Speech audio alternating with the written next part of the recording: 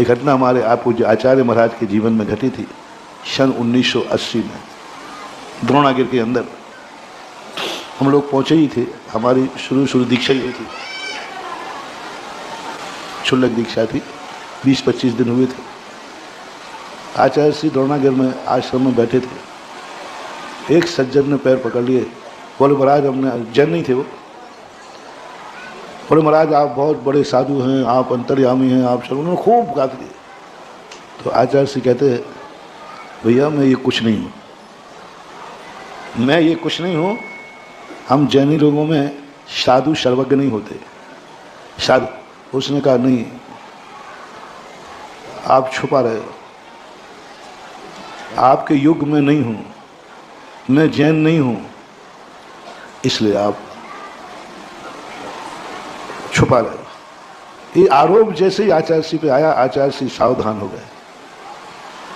अभी तक तो क्या कह रहे थे, हम कुछ जानते भैया, हमें क्या मालूम, हम तो सामान्य हैं, कल का क्या भरोसा, किसका क्या, और किस्मत को तो कौन बांच पाए। जब उसने आरोप लगाया तो आचार्य ने कहा, एक आरोप लगा दिया कि मैं जैनी नहीं हूं, इसलिए आप नहीं बता रहे, या मैं योग्य नहीं हूं।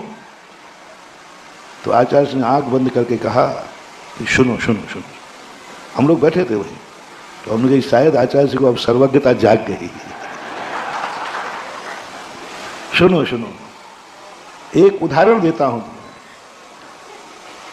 सुनो। चोर का भविष्य क्या है? प्रश्न किया, चोर का भविष्य क्या है? चोरी का फल क्या है? चोरी के लिए कानून क्या है? क्योंकि उसके तुरंत मुंह से निकला, चोर का भविष्य जेल। बस आचार्य ने कहा, मैंने कह दिया, इससे सब कुछ समझ जाओ।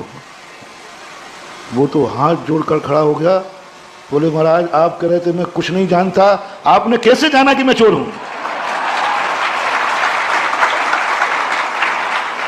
अब देखना धुआं में कैसी लाठी लगी। उस समय डाकू मूरत सिंह हुआ करते थे, हरि सिंह नैनागिर के, मूरत सिंह द्रोणागिर के थे, उनके परिवार का सदस्य था। तो महाराज जी आप तो कह रहे थे मैं कुछ नहीं जानता, अब तुमने कहते जाना कि मैं, और ये भी आपने जान लिया, मैं तो आपके पास दौड़ा भागा आया हूं, मुझे पुलिस ढूंढ रही है, तो ये भी आपने जान लिया कि मेरा भविष्य जेल है। और बाहर गया, अरेस्ट हो गया। उसमें जेल में पेपर वालों को